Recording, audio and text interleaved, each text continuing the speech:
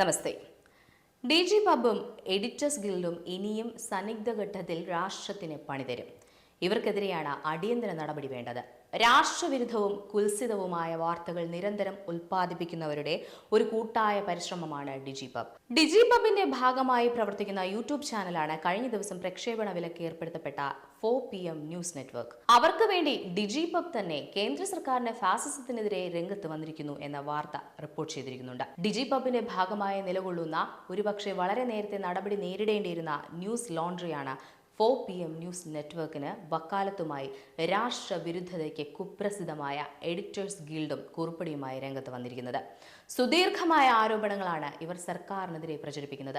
ദേശീയ സുരക്ഷ അല്ലെങ്കിൽ പൊതുക്രമം എന്നിവയുടെ അടിസ്ഥാനത്തിൽ പ്രത്യേക കാരണങ്ങളോ തെളിവുകളോ വെളിപ്പെടുത്താതെ സ്വാഭാവിക നീതിയുടെ തത്വങ്ങൾ പാലിക്കാതെ 4 PM ന്യൂസ് നെറ്റ്വർക്ക് എന്ന യൂട്യൂബ് ചാനലിലേക്കുള്ള ആക്സസ് തടയാനുള്ള ഇന്ത്യൻ സർക്കാരിന്റെ നിർദ്ദേശത്തിൽ എഡിറ്റേഴ്സ് ഗിൽഡ് ഓഫ് ഇന്ത്യ വളരെയധികം ആശങ്കാകുലരാണ്.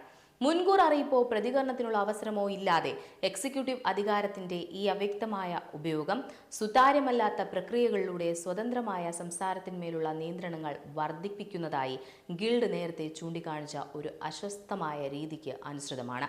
ഏകപക്ഷീയമായ നീക്കം ചെയ്യൽ ഉത്തരവുകൾ സംസാര സ്വാതന്ത്ര്യത്തിനുള്ള മൗലികാവകാശത്തെ ദുർബലപ്പെടുത്തുന്നു.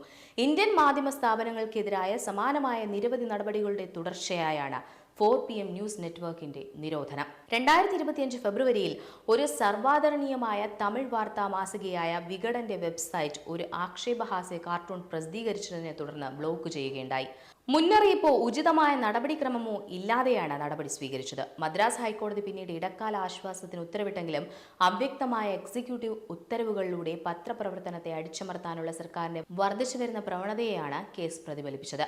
നേരത്തെ 2023 ഓഗസ്റ്റിൽ ഡിജിറ്റൽ വാർത്താ ഏജൻസിയായ ദി കാശ്മീർ വല്ലയുടെ വെബ്സൈറ്റും സോഷ്യൽ മീഡിയ അക്കൗണ്ടുകളും നോട്ടീസ് ഇല്ലാതെ ബ്ലോക്ക് ചെയ്തു. 2022 ഏപ്രിലിൽ സമാനമായ അവ്യക്തമായ സാഹചര്യങ്ങളിൽ 18 ഇന്ത്യൻ യൂട്യൂബ് വാർത്താ ചാനലുകൾക്ക് ബ്ലോക്ക് ചെയ്യാൻ ഇൻഫർമേഷൻ ആൻഡ് ബ്രോഡ്കാസ്റ്റിംഗ് മന്ത്രാലയം ഉത്തരവിട്ടു. ഇങ്ങനെ വിശദമായ ഒരു കുറ്റപത്രം പ്രചരിപ്പിക്കുകയാണ് എഡിറ്റേഴ്സ് ഗിൽഡ്. ശൗര്യചക്ര നൽകി രാഷ്ട്രം ആദരിച്ച വ്യക്തിയുടെ മാതാവിനെ നാടുകടത്താൻ സർക്കാർ ഉത്തരവിട്ടു എന്ന വ്യാജ വാർത്ത പ്രചരിപ്പിച്ചത് കഴിഞ്ഞ ദിവസം മുഖ്യധാര മാധ്യമങ്ങളാണ്.